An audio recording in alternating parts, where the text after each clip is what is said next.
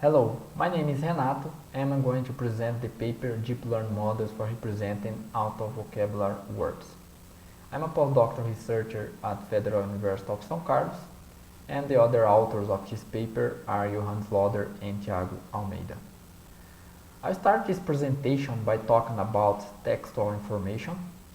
We have seen that the amount of data available on the internet has been increasing every day, and the communication has become more and more dynamic with the popularization of social networks and applications that are used to people to express themselves and communicate. People in general use slangs, abbreviations, emoticons and other resources in the communication, which makes the text quite noisy. To use text information in natural language processing techniques, the text needs to be represented in a way a machine can understand it. An example, we can use distributed text representation for it. The problem is that text representation methods do not learn every possible word variation due to dictionary size restriction. So when a word is not in the dictionary of a text representation method, we call this word as out-of-vocabulary word.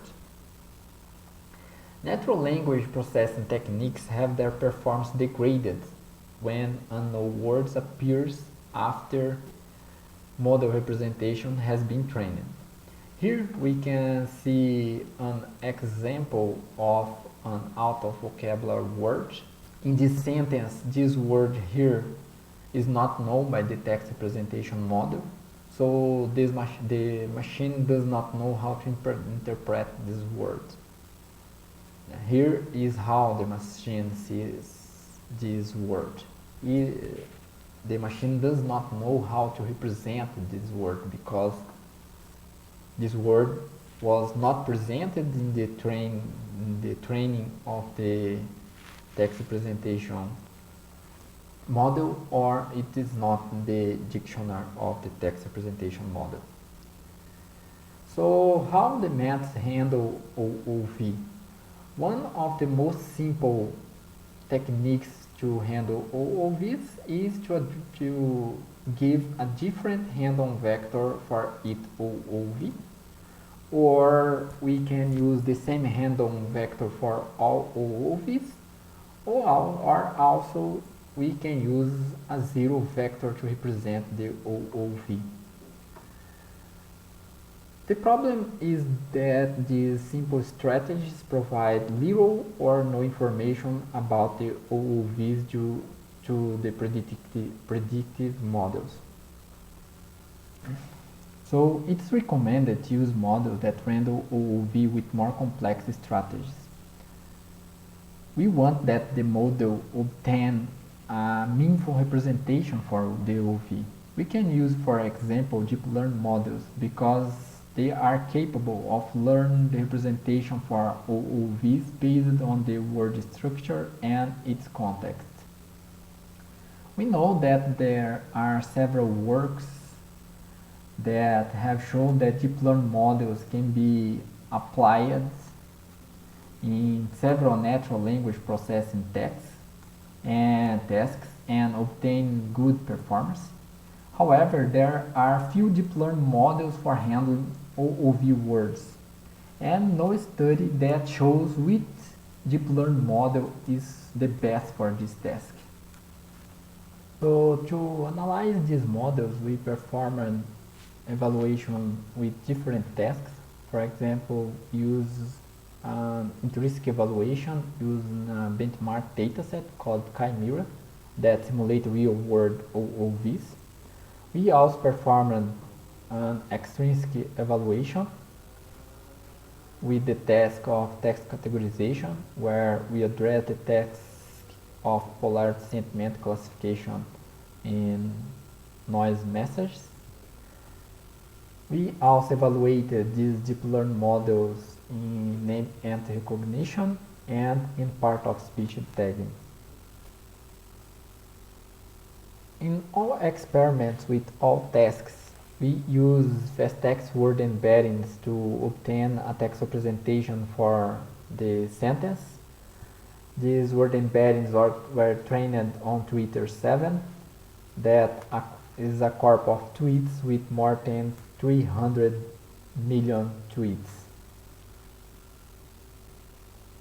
We compare the deep learning models with some baseline models, such as sum, where the OV is represented by the sum of the embeddings of the words in the document.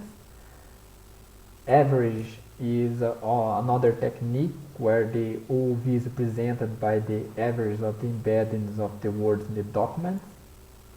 We also use zero, that use a vector of 0 for the OV.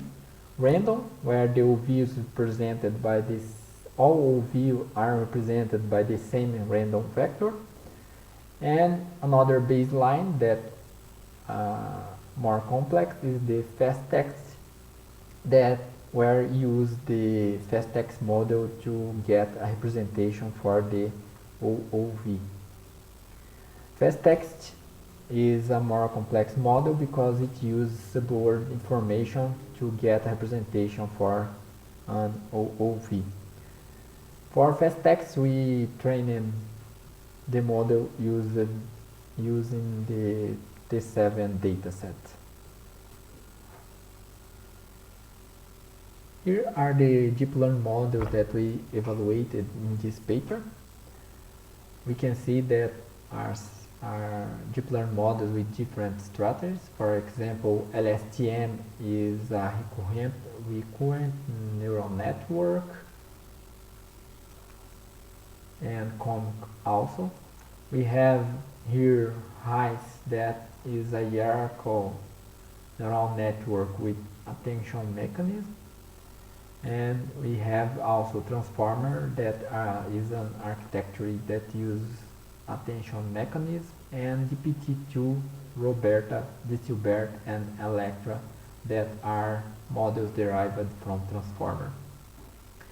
Some of these models use only the left context of the OV, that is only the words that appear before the OV, and there are models that use the left and right context. We have also some models that use the word structure and the context to predict the vector for the OOV. In the experiment,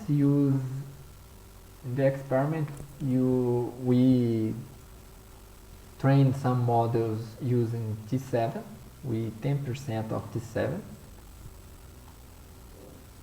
And we also, for some models, we use the default pre-trained model available in the original library. Now I'm going to explain how we perform the intrinsic evaluation using the Chimera dataset. So in this task we have a word, and that we call the Chimera, and the meaning of this word is a combination of the meaning of two other words. In this example, Perbin is a combination of alligator and rattlesnake. To create this dataset for each chimera, 2, 4, or 6 sentences were presented to humans. They had to guess the meaning of the chimera by reading these 4 sentences. In this example, they had to read these 4 sentences here. After that, the humans have had to give a score for the similarity between the chimera and some words that are called prob words. So how we use this dataset to evaluate the models? First of all, a chimera has a vector for each sentence.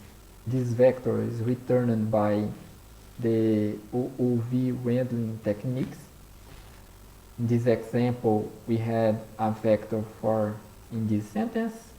The chimera has a vector for that sentence, and for that sentence. The final embedding for the chimera is the average of the vector obtained by each sentence. So In this example, the vector of the chimera is the average of these 4 vectors here.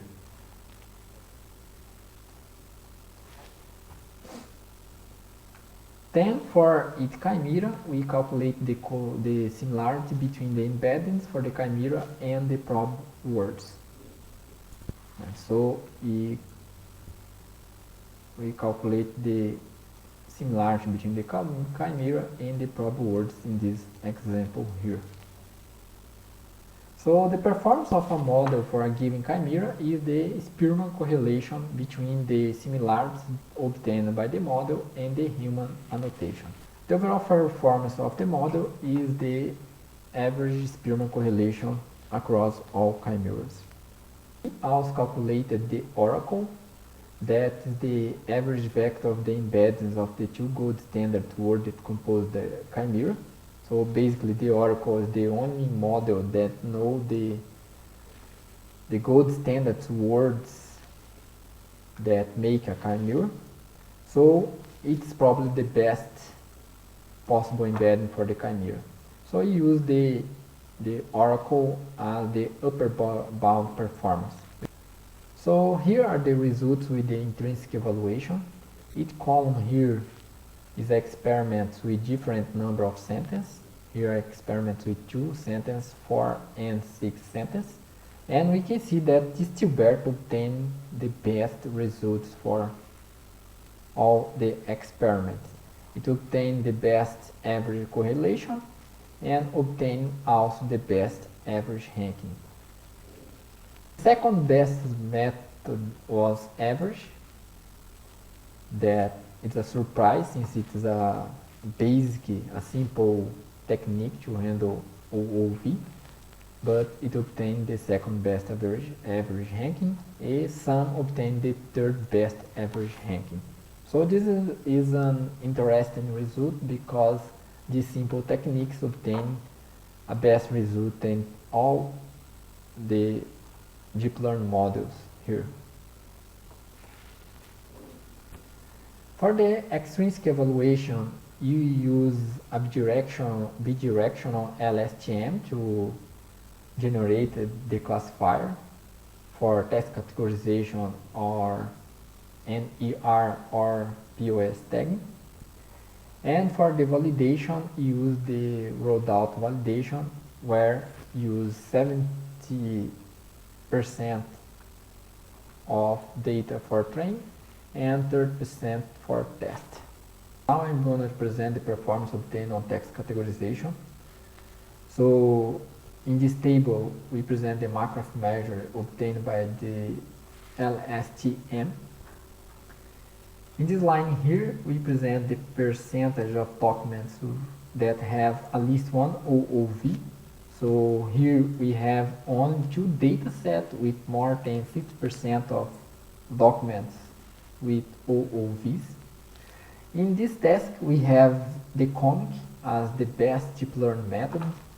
It obtained the best result in this data set here and obtained the best average ranking.